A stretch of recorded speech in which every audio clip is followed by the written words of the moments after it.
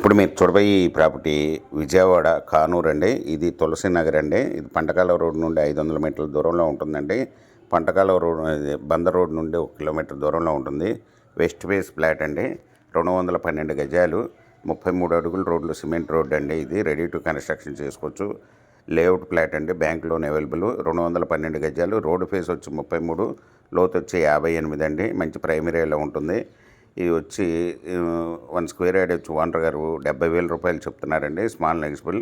మీకు ఈ ప్రాపర్టీ వివరాలు డిస్క్రిప్షన్లో ఇవ్వడమైంది. అది చూసి మీకు నచ్చినట్లయితే స్క్రీన్ మీద ఉన్న ఫోన్ నెంబర్కి కాల్ చేయగలరు.